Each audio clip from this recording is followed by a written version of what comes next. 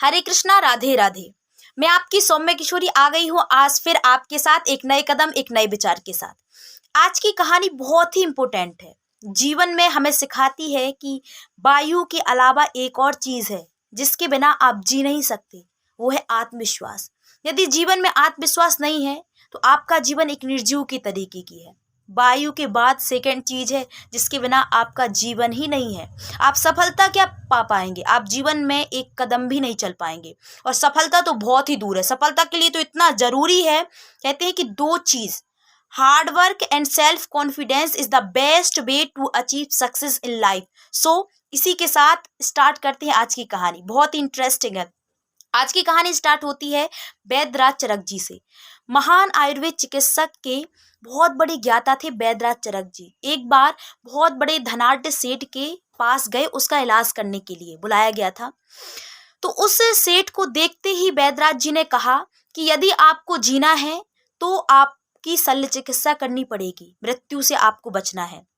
उस सेठ ने भी हाँ कह दिया, थोड़ी डरते डरते, डर लग रहा था कि क्या होगा आगे। तो लेकिन उनने कहा वैद्यराज चरक जी ने कि तुम्हारी शल्य चिकित्सा तो होगी, लेकिन एक शर्त है कि तुम्हें 6 साल के लिए सीधा लेटना पड़ेगा, तभी हो सकती है।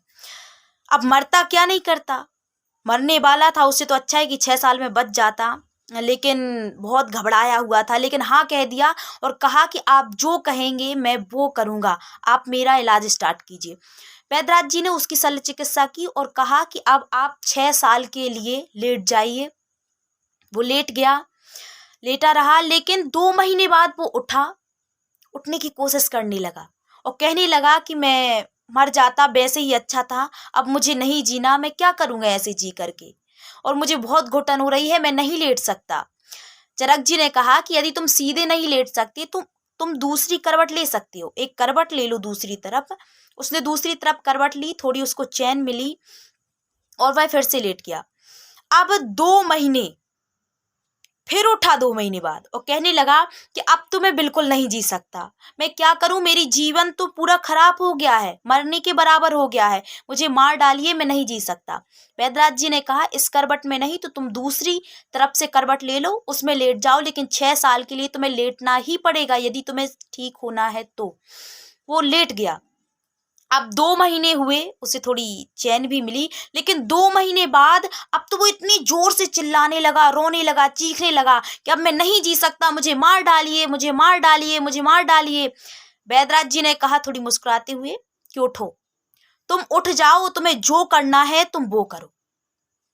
अब वो कहने लगा कि आप बुरा मान गए क्या, माफ कर दीजिए, आप बुरा मान गए हो तो। चरक जी ने कहा कि मैं बुरा नहीं माना हूं, आप ठीक हो गए हैं, आप स्वस्थ हो गए हैं। सेठ जी को विश्वास नहीं हो रहा था। सेठ जी ने सोचा कि कहा उनसे कि ऐसे कैसे मैं ठीक हो सकता हूँ, मुझे अभी 6 महीने ही हुए हैं, मुझे पूरे ठीक होने के लिए 5.5 साल और बाकी हैं, उसके बाद ही मैं ठीक होऊंगा।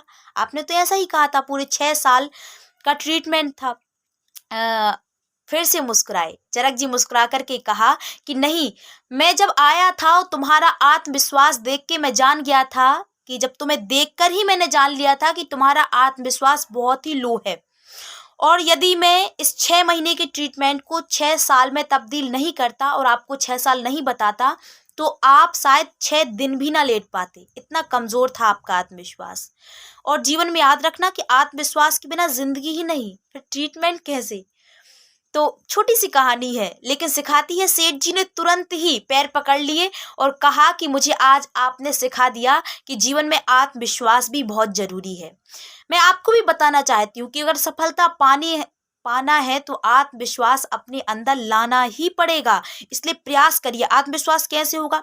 शीशा के सामने बैठिए, कुछ बोलिए, आत्मविश्वास बढ़ेगा।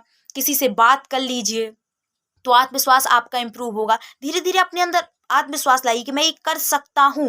और याद रखना कि जो निर्णय होता है वह सही नहीं होता, पहले निर्णय को लिया जाता है फिर उसे सही किया जाता है। इसलिए निर्णय लीजिए और उसे दुनिया के नजरों में सही साबित करके दिखाइए किसी भी निर्णय को कि आप 100% सही है, क्योंकि दुनिया सुनना नहीं, सिर्फ देखना पसंद करती है। सो लगे रहिए अपने लक्ष्य पर और छोड़ना मत। और मैं यही कहूंगी कि हमारे पसीने की हर बूंद को मोती सा चमकाएंगे। माँ तू सपने बड़े दिखाना, उसे पूरा करके हम दिखाएंगे। हरे कृष्णा, राधे राधे। मैं आपकी सौम्य किशोरी आपसे विदा लेती हूँ, लेकिन विचार करना मत भूलिएगा। कल फिर मिलते हैं एक नई कहानी के साथ जो हमें बहुत कुछ सिखाती है।